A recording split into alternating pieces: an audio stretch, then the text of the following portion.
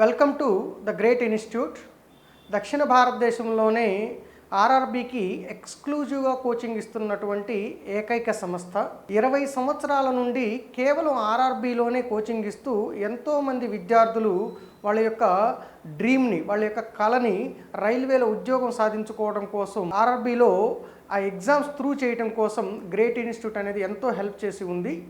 So ఎవరైతే ఆర్ఆర్బికి prepare అయ్యి రైల్వేలో ఒక మంచి ఉద్యోగాన్ని సాధించాలని అనుకుంటున్నారో, అలాంటి లక్ష్యం ఎవరికైతే ఉందో అలాంటి విద్యార్థులందరూ కూడా మన గ్రేట్ ఇన్స్టిట్యూట్లో జాయిన్ అయ్యి ఈ 20 సంవత్సరాల అనుభవంలో ఉన్నటువంటి ఆ ఫలాలు మీరు అనుభవించాలని మేమందరం కూడా ఆశిస్తాం. An amount of money is to be distributed among P, Q and R in the ratio 3:5:7.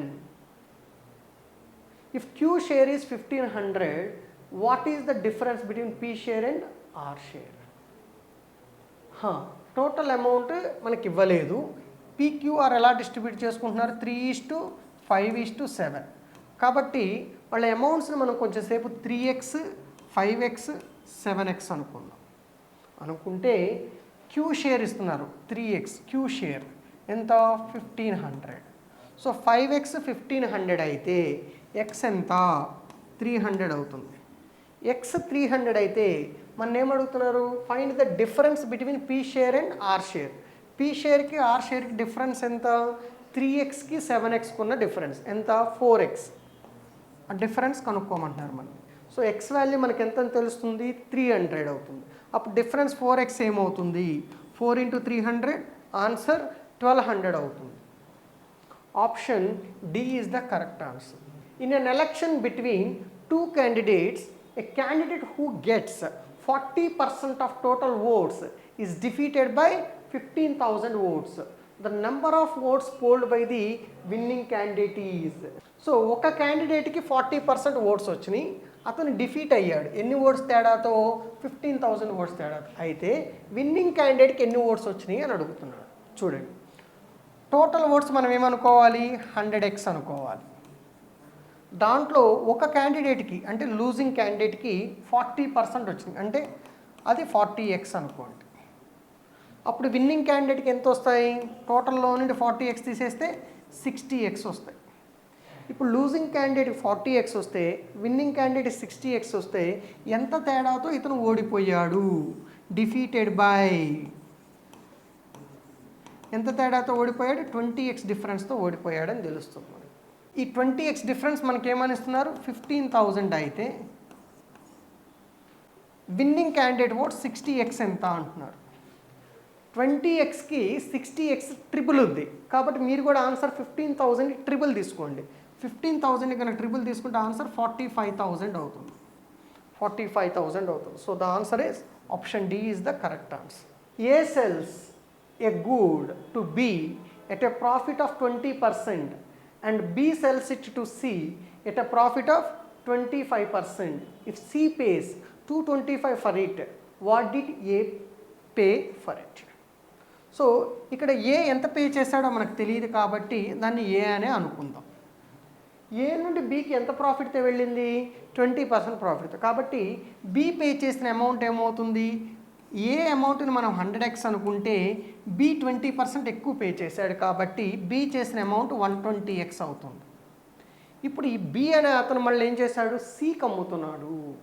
So B అనే అతను కనుక సికి అమ్ముతుంటే బి అమౌంట్ని మనం 100y అనుకుంటే, ఇదంతా బి అమౌంట్ కదా, మనం 100y అనుకుంటే బి నుండి సికి 25% ప్రాఫిట్తో వెళ్ళింది కాబట్టి ఇది 125y అవుతుంది. సో ఇది సి పే చేసినటువంటి అమౌంట్. ఆ అమౌంట్ మనకి ఏమనిస్తున్నారు? 225 రూపీస్ అయితే ఫైండ్ ఏ వాల్యూ అంటున్నారు.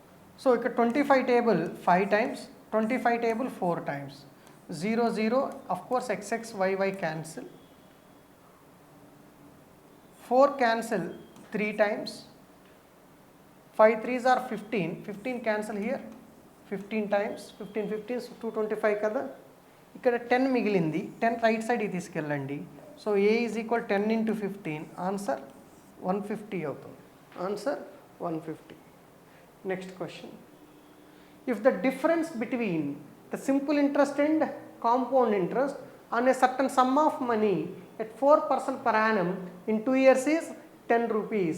Then the sum is equal to, so difference ఇస్తున్నారు ఎవరెవరికి, సింపుల్ ఇంట్రెస్ట్కి కాంపౌండ్ ఇంట్రెస్ట్కి. ఎన్ని ఇయర్స్, 2 ఇయర్స్కి. ఏ రేట్ చొప్పున, 4% చొప్పున. సో అది 10 రూపీస్ అయితే సమ్ ఎంత అంటున్నారు.